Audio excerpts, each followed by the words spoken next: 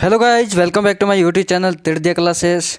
तो फ्रेंड्स, आज अपने पढ़ने वाले हैं प्लांट ग्रोथ रेगुलेटर्स के बारे में, ठीक है, जिनको अपने शॉर्ट फॉर्म में बोल देते हैं पीजीआर। क्या? PGR, plant growth regulators, plant growth hormones या प्लांट हार्मोन्स या फाइटो हार्मोन्स, ये सब एक ही बात है, ठीक है। प्लांट ग्रोथ रेगुलेटर्स को ही अपने प्लांट ग्रोथ हार्मोन्स बोलते हैं, ठीक है। तो अपने वीडियो को स्टार्ट करते हैं। मेरा नाम है गोविंद तिड़दिया और आप देख रहे हैं हमारा यूट्यूब चैनल तिड़दिया क्लासेस। तो दोस्तों, सबसे पहले तो आपको पता होना चाहिए कि प्लांट ग्रोथ रेगुलेटर्स क्या होते हैं, है ना। प्लांट ग्रोथ रेगुलेटर्स क्या है, प्लांट ग्रोथ हार्मोन्स। देखो, ये क्या होते हैं, ये जो प्लांट ग्रोथ रेगुलेटर्स होते हैं, ये मतलब केमिकल्स होते हैं। क्या होते हैं? कुछ केमिकल्स होते हैं जो क्या होते हैं, प्लांट के अंदर ही प्रोड्यूस होते हैं। चाहे वो प्लांट के शिखर पर प्रोड्यूस हो, चाहे वो प्लांट के रूट पर प्रोड्यूस हो, या वो प्लांट के सीड में प्रोड्यूस हो, चाहे स्टेम में प्रोड्यूस हो, ठीक है। यानी कि स्मॉल मात्रा में प्लांट के अंदर ही ये प्रोड्यूस होते हैं। और प्लांट की जो ग्रोथ और प्लांट का जो डेवलपमेंट है, उसको ये क्या करते हैं, रेगुलेट करते हैं। यानी कि प्लांट की ग्रोथ को क्या करते हैं, रेगुलेट करते हैं। जैसे लीफ, फ्लावर, आपका स्टेम हो गया, इसमें फ्लावरिंग होगी, लीफ की साइज होगी, स्टेम का साइज हो गया। ये सब जो आपके फंक्शन है प्लांट के अंदर, जो भी फिजियोलॉजिकल या बायोकेमिकल, जो बायोलॉजिकल जो भी फंक्शंस होते हैं प्लांट के अंदर, उनको ये क्या करते हैं, रेगुलेट करते हैं। इसलिए बोलते हैं इनको प्लांट ग्रोथ रेगुलेटर्स, ठीक है। तो अभी आपके दिमाग में ये क्वेश्चन आया होगा कि प्लांट ग्रोथ रेगुलेटर्स जब प्लांट की ग्रोथ को रेगुलेट करते हैं, तो फिर जो आपके इसेंशियल जो न्यूट्रिएंट्स होते हैं, प्लांट न्यूट्रिएंट्स होते हैं, वो क्या करते हैं? तो दोस्तों, वो भी प्लांट की ग्रोथ को रेगुलेट ही करते हैं। लेकिन इन दोनों में डिफरेंस ये है कि जो अपने जो प्लांट न्यूट्रिएंट्स देते हैं, वो या तो सॉइल के थ्रू देते हैं, है ना। प्लांट के अंदर प्रोड्यूस नहीं होते, वो या तो अपने सॉइल के थ्रू देते हैं या एयर के थ्रू देते हैं, ठीक है। लेकिन ये जो प्लांट ग्रोथ रेगुलेटर्स होते हैं, ये प्लांट के अंदर ही प्रोड्यूस होते हैं। या तो ये मेनली तो ये नेचुरली प्लांट के अंदर ही प्रोड्यूस होते हैं। तो कुछ ऐसे रेगुलेटर्स होते हैं, प्लांट ग्रोथ रेगुलेटर्स, जिनको अपने आर्टिफिशियली या कह लो कृत्रिम रूप से अपने प्रोड्यूस भी कर सकते हैं, ठीक है। तो मैं आपको आगे बताऊंगा। तो इसमें भी दो टाइप के होते हैं। कुछ प्लांट की ग्रोथ को प्रमोट करने वाले होते हैं और कुछ प्लांट की ग्रोथ को रोकने वाले होते हैं, जिसको अपने वृद्धि रोधक बोलते हैं ना। प्लांट की वृद्धि को प्रमोट करने वाले होते हैं, कुछ कुछ प्लांट की वृद्धि को रोकने वाले होते हैं। तो वो मैं आपको इसमें अलग अलग बताऊंगा, ठीक है। तो इसमें मैंने बता रखा है प्लांट ग्रोथ प्रोमोटर्स। तो प्लांट ग्रोथ प्रोमोटर्स में कौन कौन से आते हैं? जिसमें पहला आता है आपका ऑक्जीन, ठीक है। प्लांट ग्रोथ प्रोमोटर्स में ये क्या करते हैं, प्लांट की ग्रोथ को प्रमोट करते हैं ना, बढ़ाते हैं, ठीक है। मतलब प्लांट के जितने भी पार्ट्स हैं, उनसे रिलेटेड जो भी बायोलॉजिकल फिजियोलॉजिकल जो भी फंक्शन है, उनको बढ़ावा देते हैं, ठीक है। अब ऑक्जीन में भी अलग अलग होते हैं, ठीक है। ऑक्जीन में जैसे मैंने लिखा है कि IAA, इसकी फुल फॉर्म होती है इंडोल एसिटिक एसिड, ठीक है। IBA, indole butyric acid. NAA, naphthalic acetic acid. फिर आता है आपका 2,4-D, ठीक है, डाइक्लोरोफिनॉक्सी एसिड बोलते हैं इसको, 2,4-D को, ठीक है। तो ये मैंने मतलब एज एग्जाम्पल के तौर पर आपको बताया कि ये जो आपके ऑक्जीन, ये भी जो IAA IBA, ये भी ऑक्जीन के आगे मतलब इनको बांट रखा है। इनका भी अलग अलग काम होता है, ठीक है। उसके बाद आपका होता है साइटोकाइनिन। इसमें भी अलग अलग इसके एग्जांपल है, जैसे काइनेटीन और जिएटीन है, ठीक है। फिर आपका है जिब्रेलिन। तो ये जो तीन है, ऑक्जीन्स, साइटोकाइनिन और जिब्रेलिन्स, ये क्या होते हैं, प्लांट ग्रोथ प्रोमोटर्स होते हैं। प्लांट की ग्रोथ को प्रमोट करते हैं, उनकी ग्रोथ जो भी प्लांट से रिलेटेड जो भी बायोलॉजिकल या फिजियोलॉजिकल जो भी फंक्शन होते हैं, उनको बढ़ाते हैं, बढ़ावा देते हैं, ठीक है। अब उसके बाद में आते हैं प्लांट ग्रोथ इनहिबिटर्स। तो यहाँ थोड़ा आप थोड़ा ध्यान से समझना। देखो, क्या होता है कि जो स्टूडेंट डिटेल से जिनको पढ़ा है, उनको तो पता है कि प्लांट ग्रोथ इनहिबिटर्स और प्लांट ग्रोथ रिटार्डेंट जो होते हैं अलग अलग होते हैं। तो कुछ स्टूडेंट ऐसे भी होंगे जिनको नहीं पता, क्योंकि बहुत से लोगों ने इतना ही पढ़ा होता कि मतलब कि एक तो होते हैं प्लांट ग्रोथ की प्रमोट करने वाले, ठीक है। दूसरे होते हैं प्लांट की ग्रोथ को रोकने वाले, ठीक है। तो दो ही होते हैं। तो ये तीन टाइप के होते हैं। तो इनमें क्या डिफरेंस होता है, प्लांट ग्रोथ इनहिबिटर्स और प्लांट ग्रोथ रिटार्डेंट में क्या डिफरेंस होता है, तो वो मैं आपको बताऊंगा, ठीक है। तो जो प्लांट ग्रोथ इनहिबिटर्स होते हैं ना, ये क्या करते हैं, प्लांट की जो ग्रोथ है उसको कंप्लीटली सप्रेस कर देते हैं, यानी कंप्लीटली इनहिबिट कर देते हैं उसकी ग्रोथ को, ठीक है। उसके जो भी फिजियोलॉजिकल फंक्शन है, बायोलॉजिकल फंक्शन है, उनको कंप्लीटली क्या कर देते हैं, सप्रेस कर देते हैं, ठीक है। और इसके विपरीत जो प्लांट ग्रोथ रिटार्डेंट है, ये क्या करते हैं, प्लांट की ग्रोथ को सप्रेस तो करते हैं, लेकिन ये क्या करते हैं, उसके जो प्लांट के जो फंक्शन उनको रेड्यूज करते हैं, यानी कि कंप्लीटली सप्रेस नहीं करते। इसमें कंप्लीटली सप्रेस नहीं हो, रेड्यूज यानी कि उस कुछ हद तक कम कर देते हैं, लेकिन उसमें कंप्लीटली नहीं करते। तो ये दोनों में डिफरेंस आपको पता होना चाहिए, ठीक है। इनहिबिटर और रिटार्डेंट, इनहिबिटर में कंप्लीटली सप्रेस होता है और रिटार्डेंट में कंप्लीटली नहीं होता, ठीक है। तो इसके एग्जांपल जैसे प्लांट ग्रोथ इनहिबिटर्स में आपका एब्सिसिक एसिड जिसको एबीए बोलते हैं, और इथाइलिन, और जो एमएच है जिसको अपने मैलिक हाइड्रोजाइड भी बोल देते हैं। तो ये जो है आपके ये प्लांट ग्रोथ इनहिबिटर्स हैं, ठीक है। और जो प्लांट ग्रोथ रिटार्डेंट के अंदर कौन कौन से हैं, जैसे एक है साइकोसेल जिसको ट्रिपल सी बोलते हैं, उसके अलावा भी हैं जैसे फोस्फोन डी हो गया, एलआर हो गया, ब्लेजर हो गया, टीबा हो गया, और एएमओ 16-18। तो ये सब प्लांट ग्रोथ रिटार्डेंट होते हैं। तो मैंने आपको बता दिया प्लांट ग्रोथ प्रोमोटर कौन से होते हैं, प्लांट ग्रोथ इनहिबिटर कौन से होते हैं, प्लांट ग्रोथ रिटार्डेंट क्या होते हैं, प्लांट ग्रोथ रेगुलेटर क्या होते हैं, और इनहिबिटर और रिटार्डेंट दोनों के अंदर क्या डिफरेंस होता है। तो यहाँ तक आपको समझ आ गया। अब अपने एक एक करके इनको डिटेल से पढ़ेंगे, ठीक है। सबसे पहले पढ़ते हैं अपने प्लांट ग्रोथ प्रोमोटर्स। और प्लांट ग्रोथ प्रोमोटर्स में जो पहला अपने पढ़ेंगे वो आपका पढ़ेंगे ऑक्जीन्स, ठीक है।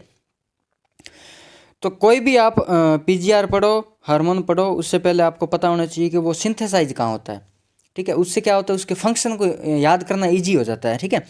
तो ऑक्जीन जो सिंथेसाइज होता है एपिकल बड, एपिकल बड से मतलब शिखर पर एकदम टर्मिनल ऊपर, और कुछ मात्रा में ये स्टेम के अंदर भी होता है। तो सबसे ऊपर वाला जो होता है ना टर्मिनल, जैसे मैंने इसमें इमेज में बता रखा है, ये जो भाग है आपका ऊपर वाला, यहाँ पर ये सिंथेसाइज होता है, ठीक है। तो ये एक बात तो आपको ये ध्यान रखनी है, ठीक है। कहाँ होता है सिंथेसाइज, शिखर पर एकदम एपिकल बड पर।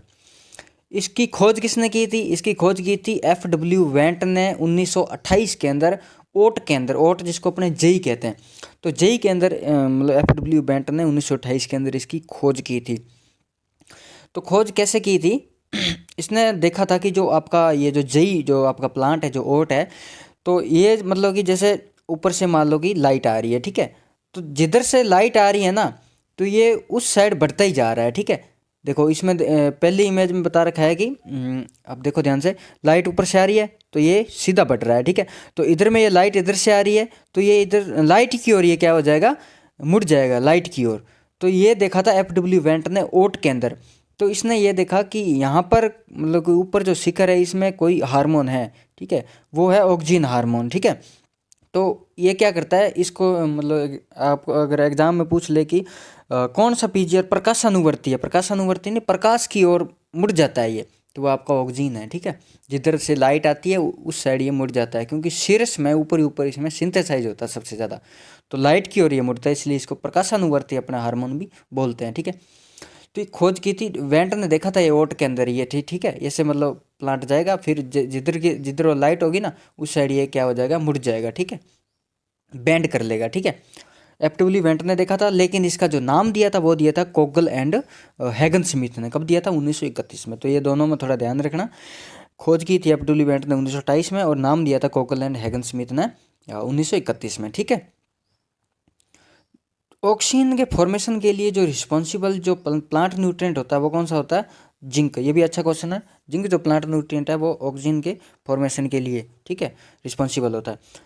ट्रिप्टोफैन का अग्रदूत, अग्रदूत यानी कि फोररनर, ठीक है, सॉरी, ये जो ऑक्सीजन का जो फोररनर है फोररनर अग्रदूत बोलते हैं अपना, वो होता है ट्रिप्टोफैन। देखो इसको मैं समझाता हूँ आराम से। देखो जो आपका जिंक है प्लांट न्यूट्रिएंट, जिंक से आपका बनता है ट्रिप्टोफैन।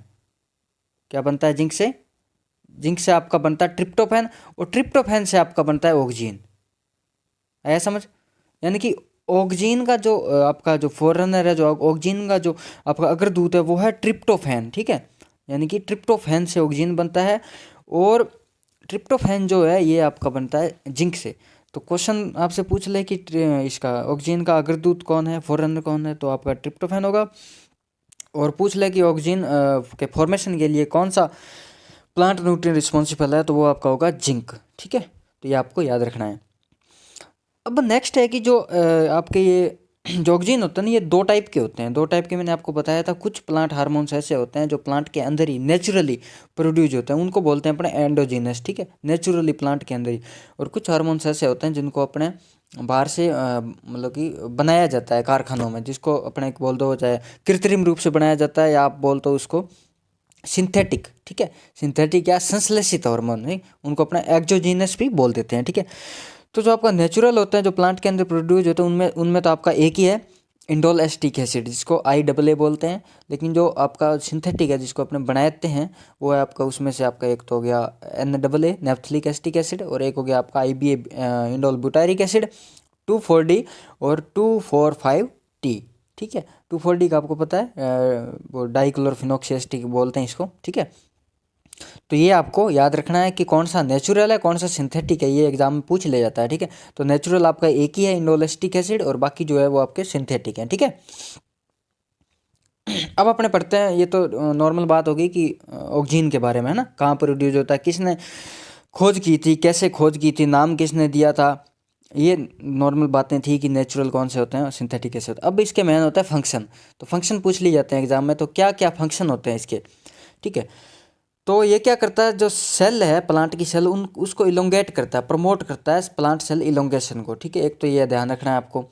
तो इनमें भी अलग अलग मैंने आपको बताए थे। तो ऑक्सीजन में जो एक तो आप क्या हो गया, इंडोल एस्टिक एसिड, एक इंडोल ब्यूटारिक एसिड, ये दो ऑक्सीजन आपके हैं, ये काम करते हैं प्लांट की सेल को इलोंगेशन करने का, ठीक है, प्लांट की सेल को बढ़ाने का, ठीक है।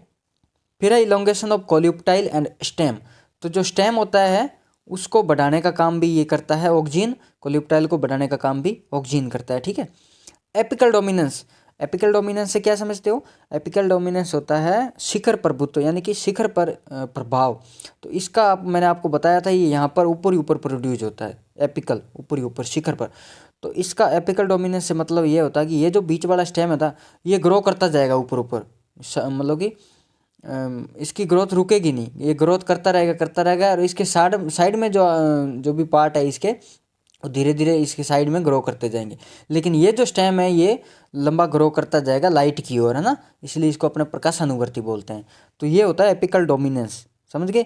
जो बीच का जो सेंटर स्टेम है वो ग्रो करता जाएगा, ठीक है। फिर है root formation and rooting of cutting. तो ये जो आपका अपने जब कटिंग करते हैं ना, उस टाइम जो उसकी जो कटिंग करते हैं, तो वो कटिंग की जो रूटिंग होती है ना, उसको अपने इंडोल ब्यूटारिक एसिड के घोल के अंदर, उसके सॉल्यूशन के अंदर घोल के फिर इसकी अपने प्लांटिंग करते हैं।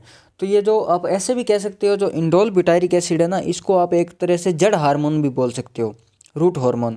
तो जो अपने रूटिंग करते हैं ना कटिंग की, तो उस इसके घोल के अंदर अपने उसमें डाल के फिर उसकी अपना प्लांटिंग करते हैं। तो रूट फॉर्मेशन है, रूटिंग ऑफ कटिंग के लिए अपना कौन सा रहेगा? इंडोल ब्यूटारिक एसिड, ठीक है, बेस्ट है, ये ऑक्सीजन ही है। फिर रहेगा आपका इसका जो नेक्स्ट है जो आपका फंक्शन है, वो है सेल डिवीजन। देखो दोस्तों, सेल डिवीजन तो इसके अलावा आपका साइटोकाइनिन में भी होता है ना सेल डिवीजन। अब उसमें डिपेंड करता है कि ऑप्शन पर डिपेंड करेगा। तो जो मतलब कि जो पहले नंबर पर रहेगा सेल डिवीजन, जो सबसे ज़्यादा मतलब सेल डिवीजन के लिए बेस्ट जो हार्मोन होता है, वो रहेगा आपका साइटोकाइनिन। और दूसरे नंबर पर जो रहेगा आपका, ये ऑक्सीजन रहेगा, ठीक है। तो ये ध्यान रखना कि आप कहीं कंफ्यूज हो जाओ कि ऑक्सीजन में भी सेल डिवीजन होता है और साइटोकाइनिन में भी होता है। तो साइटोकाइनिन अगर ऑप्शन में है तो साइटोकाइनिन ही टिक होगा, अगर साइटोकाइनिन ऑप्शन में नहीं है फिर आपका ऑक्सीजन टिक होगा, ठीक है। फिर है कि अगर अपन इसको हायर डोज पर दें तो ये एक हर्बिसाइड का भी काम करता है, जैसे 2,4-D है, 2,4,5-T है ना, ये ऑक्सीजन ही है, 2,4-D 2,4,5-T। इनको हायर डोज पर दें तो हर्बिसाइड का, तो वीड कंट्रोल में भी ये जो ऑक्सीजन है ये काम आता है, ठीक है। फिर नेक्स्ट है जाइलम डिफरेंशिएशन में भी काम आता है। फिर है fruit thinning and fruit set. अब फ्रूट थिनिंग फ्रूट सेट से मतलब है कि ये क्या करता है, जो आपका प्लांट फ्रूट होता है ना, उनको गुच्छों में रखता है, यानी झड़ने नहीं देता। मोटे मोटा मैं अगर बात करूँ तो ये जो फ्रूट होगी, आपकी जो लीफ होगी, ठीक है, पत्तियाँ, फ्रूट, फ्लावर हो गए, इनको झड़ने से रोकता है ये ऑक्सीजन, ठीक है। यानी कि प्लांट से जब झड़ जाते हैं ना, उनको रोकता है, ये गुच्छों में बना के रखता है, फ्रूट सेटिंग या फ्रूट थिनिंग, ठीक है। फिर जो पाइनएप्पल में जो फ्लावरिंग होती है, फ्लावरिंग को भी इंड्यूस करता है। तो पाइनएप्पल फ्लावरिंग अपना ये जो नेफ्थलिक एसिटिक एसिड है, ये क्या करता है? फ्लावरिंग को इंड्यूस करता है। तो जिस तरह से मैंने आपको बताया था कि IBA को अपने जड़ हार्मोन बोल सकते हैं, उसी तरह आप नेफ्थलिक एसिटिक एसिड को क्या बोलते हैं? फ्लावरिंग हार्मोन भी बोल सकते हो, ठीक है। ये फ्लावरिंग को इंड्यूस करता है नेफ्थलिक एसिटिक एसिड। दोस्तों, ये नेफ्थलिक एसिटिक एसिड है ना, इसकी एक फिक्स डोज होती है जिसको अपन कहते हैं 20 ppm, 20 ppm इसकी डोज डाली जाती है, ठीक है। जो नेचुरली प्रोड्यूस होता है वो तो ठीक है, लेकिन जिनको अपने सिंथेटिकली प्रोड्यूस करते हैं ना बाहर, तो उनके लिए एक फिक्स डोज होती है। अगर उस डोज से ज़्यादा डाल देना तो फिर वो एक प्लांट हार्मोन्स का काम नहीं करता, वो प्लांट की ग्रोथ को रोक भी देता है। ठीक है, तो ये भी आपको ध्यान रखना है। तो नैप्थेलिक एसिटिक एसिड अपने डोज डालते हैं 20 ppm डोज होती है इसकी।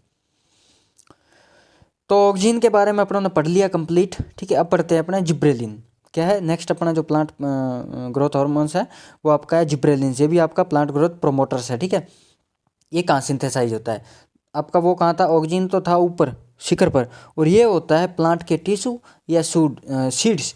तो मेनली ये सीड्स में, बीज में वो होता है ये सिंथेसाइज। तो ये आपको ध्यान रखना है, सीड के अंदर ये मेनली सिंथेसाइज होता है। ठीक है, इसको डिस्कवर जो किया था एक जापानीज साइंटिस्ट था, जापान का, कुरोसावा नाम का, 1926 के अंदर इसको डिस्कवर किया था। तो ये राइस के अंदर एक डिजीज लगती है जिसको अपने बकाने या फुल्ली सीडलिंग डिजीज बोल देते हैं। ये एक फंगस से लगने वाली डिजीज है। तो ये डिजीज, इस डिजीज मतलब इसके अंदर इस कुरोसावा जो जापानी साइंटिस्ट था, इसने 1926 में इसको खोजा। इसने क्या देखा कि राइस के अंदर जो अपने बकाने या फुल्ली सीडलिंग जो डिजीज थी, मतलब जिस प्लांट में लगी थी, तो उस प्लांट का जो स्टेम था ना ऐसे मोटा होता जा रहा था। ठीक है, तो इसने फिर क्या किया, जो वो फंगस था बकाने और फिर फुली सीडलिंग डिजीज से वो मतलब रिस्पॉन्सिबल जो फंगस था, उस फंगस का नाम था जिब्रेला फुजिकुरोई। क्या था, फुजिकुरोई। तो उससे मतलब कि अलग किया इसको, किसको, जिब्रेलिन हार्मोन्स को अलग किया। ठीक है, तो ये जो काम किया था, अलग करने का काम किया था जिब्रेला फिजिक्रोई को, जिब्रेला फिजिक्रोई फंगस से जिब्रेला हार्मोन्स को अलग, जिब्रेलिन जो आपका प्लांट हार्मोन है इसको अलग करने का काम किया था याबुता एंड सुमाकी। याबुता एंड सुमाकी ये भी आपके जापानी साइंटिस्ट है। इन्होंने 1935 के अंदर ये काम किया था आइसोलेट करने का। ठीक है, लेकिन ये जिब्रेलिन जो नाम दिया था ये दिया था हेसिन है। किसने दिया था, हेयासिन है।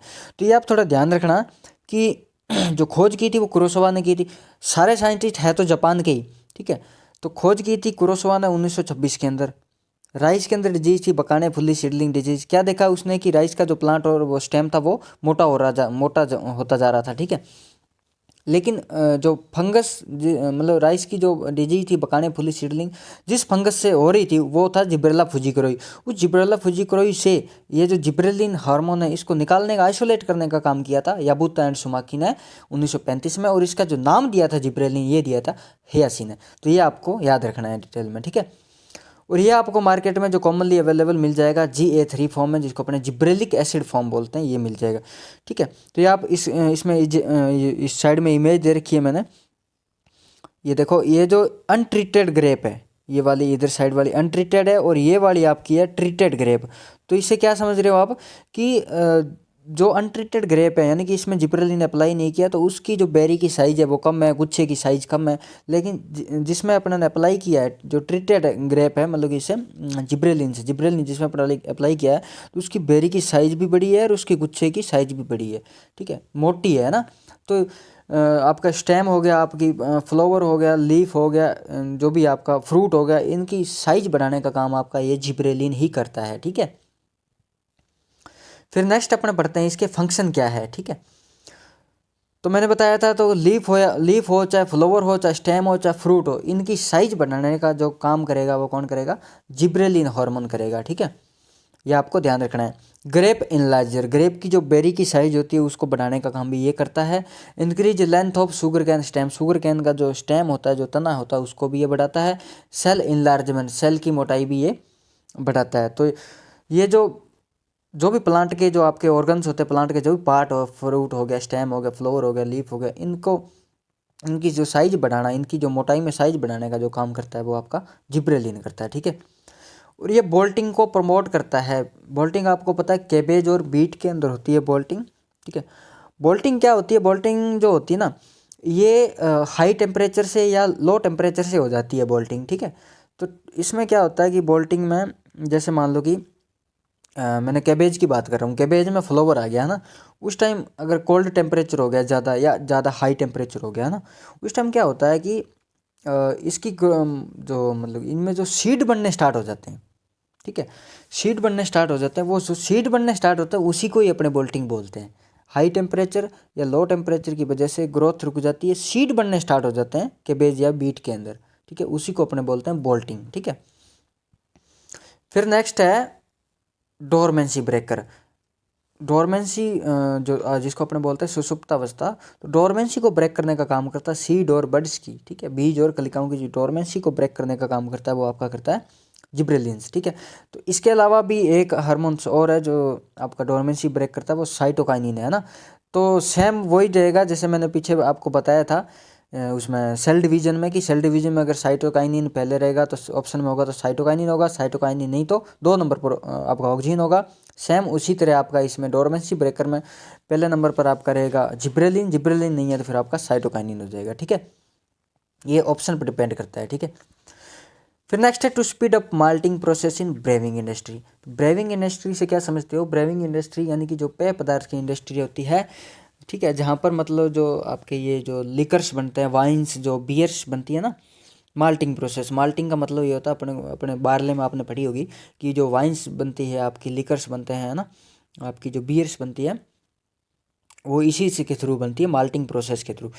तो जो अल्कोहल बनने का काम है, जो माल्टिंग प्रोसेस को बढ़ाने का काम है, ये भी किसका है? जिब्रेलिक एसिड का है, ठीक है।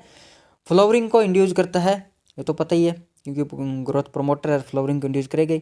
सेनेसेंस को डिले करता है। सेनेसेंस से क्या समझते हो आप? सेनेसेंस का मतलब होता है जीर्णावस्था, जिसको अपने बोलते हो नॉर्मल भाषा में बुढ़ापा, यानी कि प्लांट को जल्दी क्या होता है, ये बुढ़ापा होने से डिले करता है, मतलब प्लांट को जल्दी बूढ़ा नहीं होने देता है, उसको जीर्णावस्था में नहीं जाने देता। तो ये आपको ध्यान रखना है। मेलनेस को इंड्यूस करता है, ये बेस्ट है, ये क्वेश्चन अच्छा है कि जिब्रेलिक एसिड क्या करता है? मेलनेस को इंड्यूस करता है, मेलनेस को बढ़ावा देता है, ठीक है। फिर नेक्स्ट है इंड्यूस करता है ये पार्थेनोकार्पी को। पार्थेनोकार्पी क्या होती है? पार्थेनोकार्पी का मतलब ये होता है कि फ्रूट का प्रोडक्शन होना विदाउट फर्टिलाइजेशन ऑफ ओव्यूल, यानी कि ओव्यूल के बिना फर्टिलाइजेशन के ही अपने फ्रूट का प्रोडक्शन करते हैं। तो उससे क्या होता है? उससे ये होता है कि जो आपका बिना मतलब कि फर्टिलाइजेशन से जो आपका फ्रूट प्रोड्यूस होगा, वो जो फ्रूट है वो कैसा होगा? वो होगा सीडलेस। फ्रूट कैसा होगा? सीडलेस, यानी कि बीज रहित, उसमें बीज नहीं होगा।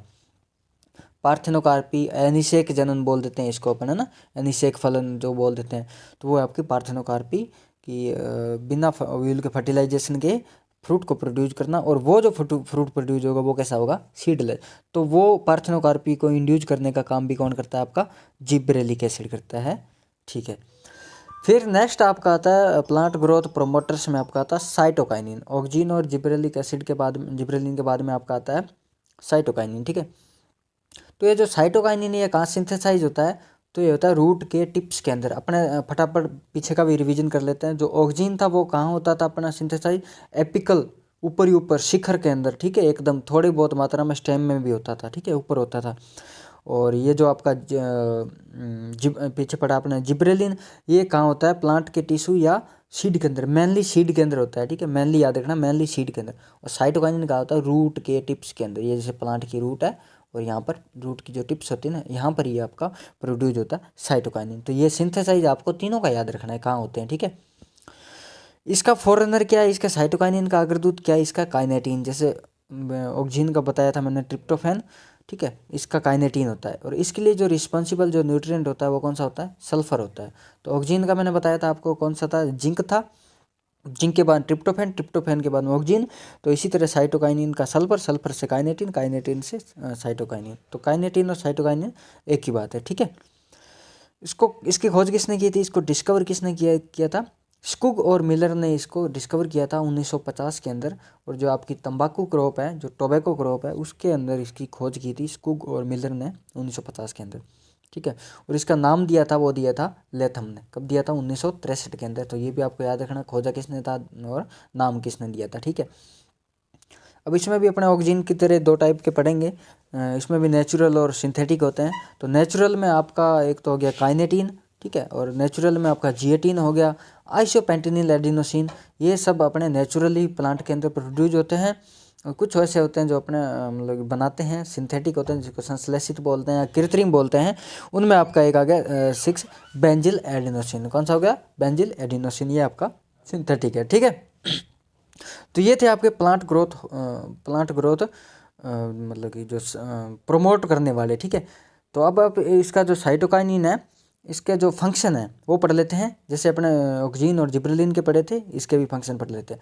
तो पहला इसका मोस्ट है सेल डिवीजन, मैंने बता दिया सेल डिवीजन फर्स्ट अपने प्रायोरिटी देंगे किसको, इसको साइटोकाइनिन को, 2 नंबर आपका ऑक्सीजन हो जाएगा, ठीक है।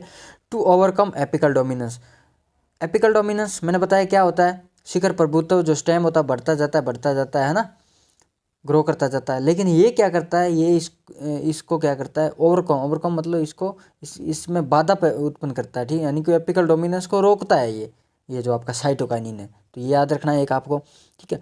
फिर help to produce new leaves और क्लोरोप्लास्ट इन लीव्स, ये क्या करता है, एपिकल डोमिनेंस को तो रोकता है, यानी कि स्टेम को बढ़ते जाने से तो रोकता है, लेकिन साइडों में जो न्यू लीव्स होती है ना, जो नई पत्तियां होती है, उनको प्रोड्यूस करने में यह क्या करता है, हेल्प करता है। या फिर जो पत्ती के अंदर जो आपका क्लोरोप्लास्ट होता है ना, उसके में ये आपका हेल्प करता है, ठीक है।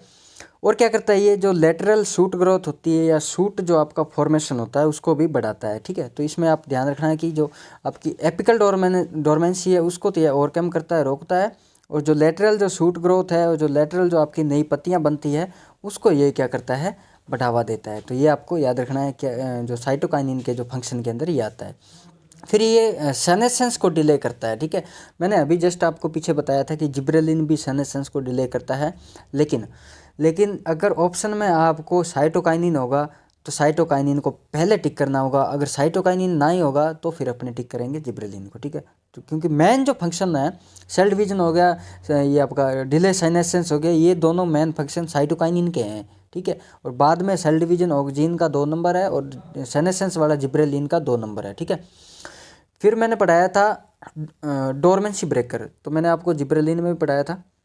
जिब्रेलिन क्या करता है, डोरमेंसी को तोड़ने का काम करता है, ठीक है। तो इसमें अगर ऑप्शन में जिब्रेलिन होगा तो जिब्रेलिन टिक होगा, 2 नंबर जो आएगा आपका वो आएगा इसका साइटोकाइनिन का, ठीक है, डोरमेंसी को ब्रेक करने में। तो ये आपको ध्यान रखना है। फिर जो लास्ट है वो है promote orderly development of embryos of seed के अंदर जो एम्ब्रियो डेवलपमेंट का काम भी ये भी साइटोकाइनिन करता है, ठीक है। तो ये थे growth promoters, oxygen, cytokinin, gibberellin और साइटोकाइनिन, 3 ग्रोथ प्रोमोटर्स थे।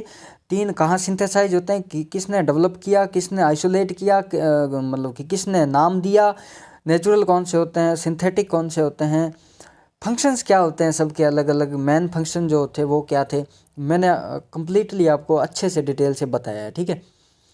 अब आपके होते हैं ग्रोथ प्लांट ग्रोथ इनहिबिटर्स मैंने बताया, ये क्या करता है, प्लांट की ग्रोथ को कम्प्लीटली सप्रेस कर देते हैं, कम्प्लीटली इनहिबिट कर देते हैं, ठीक है।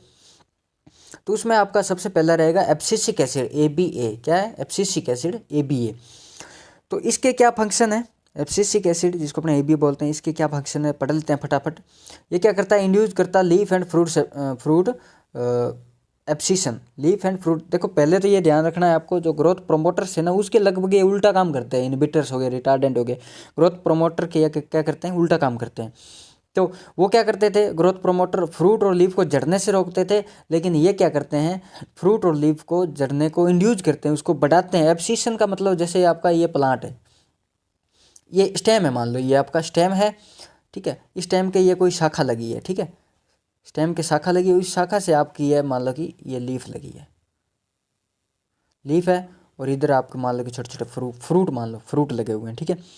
तो ये जो शाखा है, ये शाखा और ये जो लीफ के बीच में यहाँ पर क्या हो जाती है, जैसे फ्रूट और इस शाखा के बीच में क्या होता है, एक एब्सिशन लेयर डेवलप हो जाती है। क्या हो जाती है, एब्सिशन लेयर डेवलप हो जाती है। तो उससे क्या होता है, ये जो फ्रूट या जो ये पत्तियां हैं ना, इस शाखा से अलग हो जाते हैं, अलग होने का मतलब जड़ जाते हैं, जड़ के नीचे गिर जाते हैं एब्सिशन लेयर की वजह से। तो ये काम एब्सिसिक एसिड करता है, लीफ एंड फ्रूट के एब्सिशन को बढ़ावा देता है, यानी कि लीफ एंड फ्रूट को उन शाखाओं से झाड़ने का काम करता है ये एब्सिसिक एसिड। तो ये आपको अच्छे से याद करना है, ठीक है। फिर नेक्स्ट है एक डोरमेंसी को इंड्यूस करता है, तो मैंने बताया था लगभग ये उल्टे काम ही करता है ग्रोथ प्रमोटर के। जिब्रेलिन क्या करता था, डोरमेंसी को ब्रेक करता था, तोड़ता था, ये डोरमेंसी को बढ़ाते हैं, इंड्यूस करते हैं, डोरमेंसी इंड्यूसर बोलते हैं एब्सिसिक एसिड को, इसीलिए इसको अपना एंटी जिब्रेलिन भी बोल सकते हैं, क्योंकि ये जिब्रेलिन क्या करता है, डोरमेंसी को ब्रेक करता है और ये डोरमेंसी को इंड्यूस करता है, इसलिए इसको एंटी जिब्रेलिन कह सकते हैं एब्सिसिक एसिड को। तो ये भी आपको ध्यान रखना है। उसके अलावा जो एब्सिसिक एसिड होते हैं, ये मॉइस्चर स्ट्रेस कंडीशन के अंदर प्रोड्यूस होता है। ये क्या करता है, स्टोमेटा को क्लोज कर देता है, स्टोमेटा होता है ना उसको क्लोज कर देता है, मॉइस्चर स्ट्रेस जहाँ पर पानी नहीं होता उस कंडीशन में ये प्रोड्यूस होता है, ठीक है।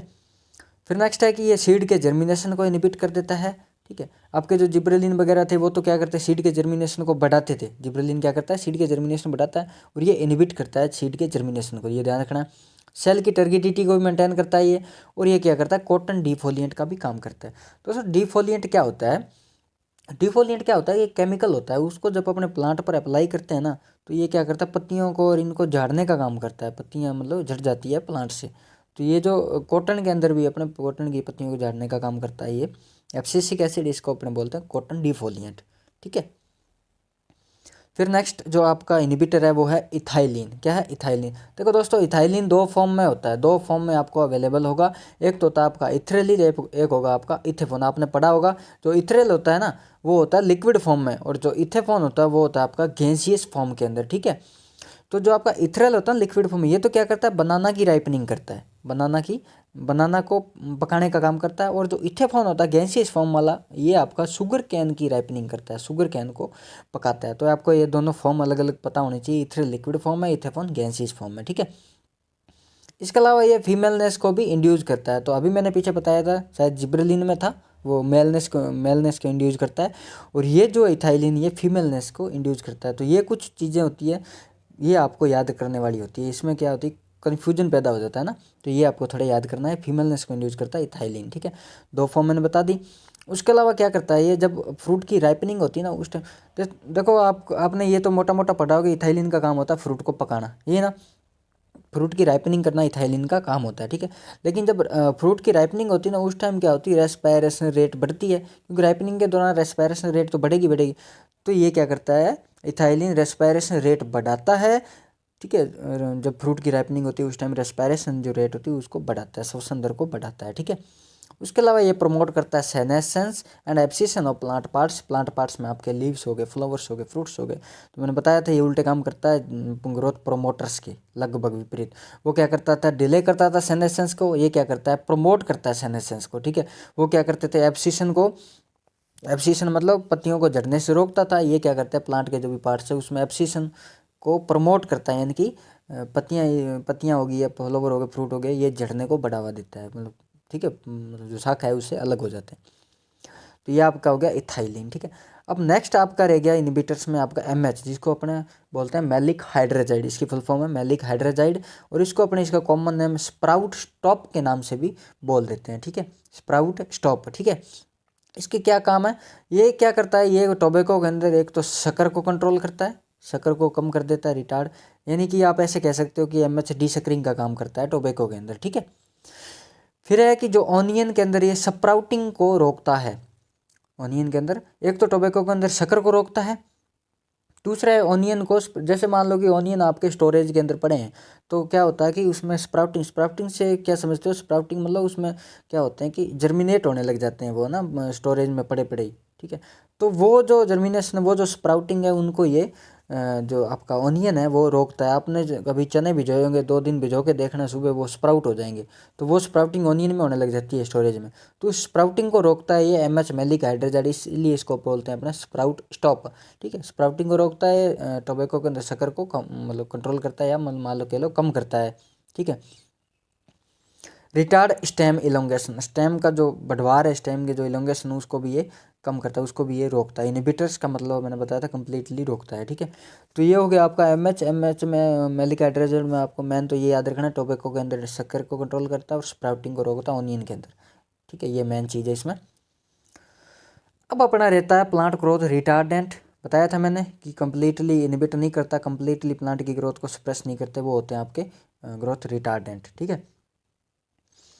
साइकोसेल, इसका जो है साइकोसेल, जिसको अपने ट्रिपल सी बोल देते हैं, इसके क्या फंक्शन है देख लेते हैं। ये क्या करता है, प्लांट वीट के अंदर ड्वार्फिंग एजेंट का काम करता है, यानी कि वीट का जो बोनापन होता है ना, वो इसकी वजह से होता है, साइकोसेल की वजह से। ठीक है। तो याद रखना है। फिर शुगर कैन राइपनर का भी काम करता है, ये भी थोड़ा ध्यान रख लेना। रिटार्ड स्टेम इलोंगेशन, मैंने बताया था सारे ये उल्टे काम करता है। ठीक है। स्टेम इलोंगेशन, स्टेम की ग्रोथ को जो लंबाई होती है उसको कम करता है, रिटार्ड करता है। रिड्यूस करता है excessive vegetative growth in cotton, cotton के अंदर जो वेजिटेटिव ग्रोथ होती है ज़्यादा, उसको भी कम करता है ये। लॉजिंग प्रिवेंटर, लॉजिंग से क्या समझते हो, मैंने बताया था आपको लॉजिंग, जैसे आपको जब आपको शुगर कैन पढ़ाया था, तो शुगर कैन में होती है लॉजिंग।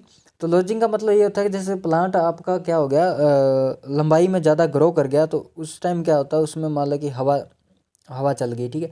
हवा चलने की वजह से क्या होता है, वो प्लांट मतलब गिर जाता है, नीचे गिर जाता है, ठीक है। जो ये लॉजिंग मेनली जो टॉल ग्रोविंग एरिया होता है वहीं होता है ना, प्लांट लंबा हो जाता है, हवा की वजह से वो प्लांट क्या होते हैं, नीचे गिर जाते हैं ना, तो वो लॉजिंग होती है। तो वो लॉजिंग प्रिवेंटर का काम ये करता है साइकोसेल। कैसे करता है, जैसे मैंने बताया था पहले ही, पहला इसका फंक्शन था ड्वार्फिंग एजेंट का काम करता है वीट के अंदर। अब जब जो बोना होगा ना, जो ड्वार्फ होगा प्लांट, उसमें लॉजिंग कैसे होगी, उसमें लॉजिंग होगी नहीं। लॉजिंग तो टॉल प्लांट होता है ना, उसमें होती है, वो हवा से क्या होता है, वो गिर जाता है नीचे, उसको अपने लॉजिंग बोलते हैं। तो ये लॉजिंग प्रिवेंटर का काम करता है साइकोसेल। इसके अलावा यह ट्रांसपायरेशन को भी रिड्यूस करता है, ठीक है। इसके बाद में जो ग्रोथ रिटार्डेंट है, कुछ आप खाली एग्जांपल याद कर लो, इसके कुछ फंक्शन ज़्यादा पूछे नहीं जाते। जैसे फॉस्फोन डी हो गया, एसिफ्लोरफेन हो गया जिसको ब्लेजर बोल देते हैं, डाईएमिनोजाइड हो गया जिसको एलआर बोल देते हैं, टीबा हो गया, एमओ एमओ 16-18 हो गया। तो ये आप खाली याद रख नाम याद रख लेना कि ये आपके क्या है, ग्रोथ रिटार्डेंट है। तो मैं आप एक बार आपको वापस से बता देता हूँ, मैंने क्या बताया आपको। सबसे पहले बताया था कि प्लांट ग्रोथ रेगुलेटर्स क्या होता है। Plant growth regulators, plant growth hormones, plant hormones या फाइटो हार्मोन्स एक ही बात है, ठीक है। प्लांट रेगुलेटर्स क्या होते हैं, प्लांट की ग्रोथ को रेगुलेट करते हैं, प्लांट के अंदर सिंथेसाइज होते हैं, इसलिए इसेंशियल जो न्यूट्रिएंट है उनसे थोड़ा अलग है, ठीक है। तो प्लांट ग्रोथ रेगुलेटर्स में बताया आपको, प्लांट ग्रोथ प्रोमोटर होते हैं, प्रोमोट करने वाले, इनिबिटर होते हैं, कम्प्लीटली इनिबिट करने वाले, और कम्प्लीटली ना इनिबिट करने वाले होते हैं, वो होते हैं रिटार्डेंट। तो प्रोमोटर में आपको बता दिया ऑक्जीन, ऑक्जीन में आपको पता है indole acetic acid, indole butyric acid हो गया, नेप्थलिक एस्टिक एसिड 2,4-D 2,4,5-D हो गया, ठीक है। ये उसके एग्जाम्पल थे। फिर उसके बाद में अपने जिब्रेलिन पढ़ लिया था, फिर उसके बाद साइटोकाइनिन पढ़ लिया था। इनहिबिटर में अपनों ने ये एब्सिसिक एसिड पढ़ लिया था, अपना ये इथाइलिन पढ़ लिया था ना, एमएच पढ़ लिया था। और रिटार्डेंट में अपनों ने मैंने पढ़ा था साइकोसेल, और साइकोसेल के अलावा ये आपको मैंने थोड़े एग्जांपल बताए, ये आप याद कर लेना, ठीक है। तो जितना डिटेल से मैंने पढ़ाया, आई होप आपको वीडियो अच्छा लगा होगा, ठीक है। आपको वीडियो अच्छा लगा तो और भी शेयर करें, आपके और भी भाई बंधु देखें, ठीक है। और वीडियो को, चैनल को सब्सक्राइब करें और वीडियो को लाइक करें, ठीक है। दोस्तों मिलते हैं नेक्स्ट वीडियो में, तब तक के लिए गुड बाय।